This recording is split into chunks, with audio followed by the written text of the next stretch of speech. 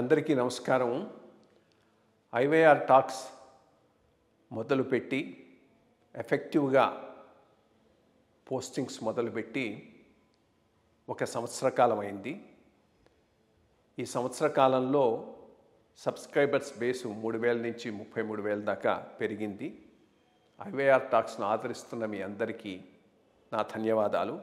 భవిష్యత్తులో కూడా ఇదే రకంగా ఐవైఆర్ టాక్స్ని మీరు ఆదరిస్తారని ఆశిస్తూ ఉన్నాను. Thank you. నమస్కారం కృష్ణారావు గారు. ఐవైఆర్ టాక్స్కి పునఃస్వాగతం. భారతదేశానికి ఎల్లలు అంటే సరిహద్దుల్లో ఉండే మనము ఈ దేశాలను చూసుకున్నట్లయితే ఇటు మనకు పక్కన బంగ్లాదేశు, పాకిస్తాను, నేపాలు, ఓకే శ్రీలంక, ఈ దేశాలన్నీ ఉన్నాయి. కానీ ఇప్పుడు పోకడ తీస్తుంటే మీరు నిన్న ఆల్రెడీ ఒక ఎపిసోడ్ చేశారు. నేపాల్ రాజు ఇది చేయడము, వాళ్ళ అక్కడ ప్రైమ్ మినిస్టర్ని వాళ్ళందరినీ చేయడం, తగలబెట్టడం. ఇన్ఫ్యాక్ట్ అంత ముందర ప్రైమ్ మినిస్టర్ వైఫ్ కూడా చచ్చిపోయిందని చెప్పేసి మనకి దీనివల్ల తెలుసు. సో ఈ వింత పొగడులతో ఏమైంది, ఒక్కొక్క దేశంలోనూ తిరుగుబాటు చేయడము, అక్కడ అస్తవ్యస్తమైనటువంటి ఇది చేయడం జరిగింది. అది ఆ వింత పొగడుతో, ఎందుకంటే ఇప్పుడు ఈరోజు నేపాల్లో జరిగింది, మన బంగ్లాదేశ్ చూసాము, అంతకుముందు శ్రీలంక చూసాము. ఇట్లా ఈ విధంగా మనం చూస్తూ ఉంటే మన చుట్టుపక్కల ఉండే దేశంలో అంతా ఒక అశాంతి వాతావరణం ఏర్పడితే భారతదేశం వీటిని ఏమైనా నివారించగలదా? అసలు ఇట్లాంటి అల్లర్ల వెనకాల విదేశీ హస్తాల చెయ్యి ఏమైనా ఉందా? దీని మీద కొంచెం వివరణ. ఇన్ఫ్యాక్ట్ నిన్న మనం చేసేటప్పటికి రిజీమ్ చేంజ్ కాలేదు, ఊరికి అల్లర్లు జరుగుతున్నాయి. అల్లర్ల గురించి మాట్లాడాం. ఇండోనేషియాలో అల్లర్లు, నేపాల్లో అల్లర్లు. బట్ ఈ రోజుకు అది పెద్ద చిలికి గానివాన అయిపోయి మొత్తం ప్రభుత్వమే మారిపోయింది. మిగిలిన వాళ్ళందరూ వెళ్ళిపోయినారు. చాలా పరిణామాలు జరిగాయి. దీన్ని ఒక పర్స్పెక్టివ్లో పెడితే మొట్టమొదట మనం శ్రీలంకలో చూసాం. మాబ్ వచ్చేసి ప్రైమ్ మినిస్టర్ దీన్ని రాజప్రసాద్ బయటికి పంపించేయడం. సెకండ్ బంగ్లాదేశ్లో చూసాం, ఈరోజు నేపాల్లో జరుగుతుంది. ఇదో ప్యాటర్న్గానే జరుగుతున్నది, దాన్ని ఎవరు ఇదే లేరు. కానీ దానికి కావాల్సినటువంటి గ్రౌండ్ అయితే వాళ్ళు ప్రిపేర్ చేసి పెట్టారు. గ్రౌండ్ ఎట్లా ప్రిపేర్ చేసి పెట్టారంటే 2-3 రకాలుగా. ఎలక్షన్లు సక్రమంగా జరగకపోవటం, దాంతో ఏమైపోయింది, ఓ సేఫ్టీ వాల్ బంద్ అయిపోయింది. ఎలక్షన్లు ఎప్పుడు నేను ఒక మాట చెప్తా, సరిగ్గా జరిగిన ఎలక్షన్స్ ఆల్వేస్ సేఫ్టీ వాల్, ఎవరు గెలిచినా కానీ.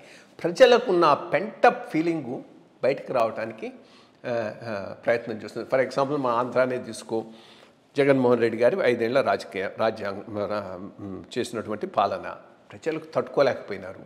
అదే గనక ఆ రిజీమ్ చేంజ్కి అవకాశం ఇవ్వకపోతే అక్కడ కూడా ఇట్లాంటి పరిస్థితి ఏర్పడే అవకాశం ఉంది. Same thing in Telangana. So ఈ ఎలక్షన్స్ అనేటటువంటివి ప్రజల్లో ఉండే ఆ పెంటప్ యాక్ట్ను చూపెట్టడానికి ఒక సేఫ్టీ వాల్వ్ లాగా పనిచేస్తాయి. అవి సరిగ్గా లేకపోవటం, ఈ మొత్తం అసలు లేని రాష్ట్రాలు కొన్ని ఉన్నాయి, దేశాలు కొన్ని ఉన్నాయి. లైక్ కొన్ని చోట్ల షామ్ ఎలక్షన్స్, బంగ్లాదేశ్లో షామ్ ఎలక్షన్స్ జరిగాయి. దీంతో ఆ పెంటప్ ఫీలింగ్ ఎట్లా బయటికి రావాలనేది అదొకటి మేజర్ థింగ్.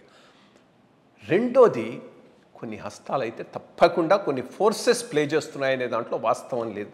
ఇది ఒక డ్రిల్ లాగా కనిపెట్టేశారు. ఈ రకంగా చేస్తే, ఎందుకంటే ఈ రిజీమ్స్కు లెజిటిమసీ లేదు, ఈ రిజీమ్స్కు పాపులర్లీ గుడ్ ఒపీనియన్ లేదు.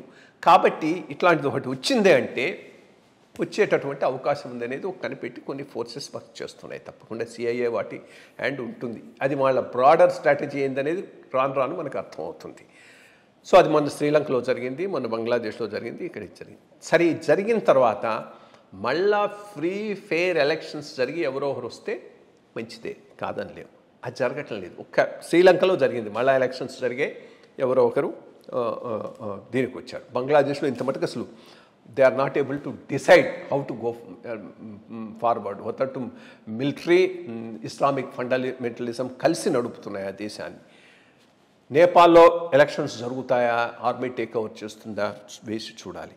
ఇదే ప్రాబ్లం మనకు మళ్ళీ పాకిస్తాన్లో రావచ్చు. పాకిస్తాన్లో కూడా ఇదే రకమైనటువంటి పరిస్థితి ఈరోజు ఉన్నది. చాలామంది ఏంటి, లెఫ్ట్ రెబెల్ ఇంటలెక్చువల్స్ ఉన్నారు కదా, ఎవరికైతే మోడీ అంటే పడదో, ఇది ఇండియాలో వస్తుంది, ఇండియాలో అయిపోతుంది, ఇక్కడ కూడా అట్లాంటిది వస్తుందని వాళ్ళు విష్ఫుల్ థింకింగ్ అవుతుంది.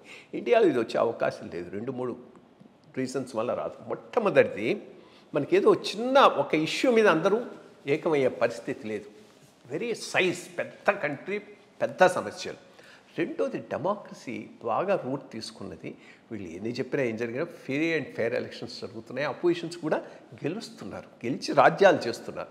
సో అటువంటి చోట ప్రజలకు పెంటప్ యాంగర్ను బయట పెట్టడానికి అవకాశం దొరుకుతుంది. And all said and done ఇక్కడ పరిపాలన చాలా చాలా బెటర్గా ఉంది వాటన్నిటికన్నా. అందుకని ఇక్కడ జరిగేటటువంటి అవకాశం అయితే లేదు.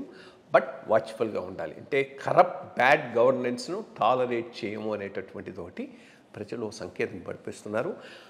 దానికి డెమోక్రాటిక్ ప్రాసెస్ ద్వారా చేంజ్కి అవకాశం లేని చోట ఇటువంటి వచ్చేటటువంటి అవకాశం జాస్తిగా ఉంటుంది. అదే అంటే మన ఈ భరతఖండం చుట్టూరా మొత్తం జరిగే దాన్ని బట్టి మనం కూడా అటు మరి సైనికంగాను తర్వాత మిగిలిన చూసి ప్రొటెక్షన్ చేసుకోకుండా ఇవన్నీ మన ఇండియాలోకి చొరబాటు కాకుండా ఉండేటువంటి విషయాలు అయితే చూసుకోవాలి. ఆల్రెడీ ఇప్పుడు మన బంగ్లాదేశ్ వలన అటు అస్సాము ఇటు వెస్ట్ బెంగాల్ వీటన్నిటిలో కూడా మనకి ఈ చొరబాటుదారులు రావడము ఒక విధమైన ఇదంతా వస్తుంది.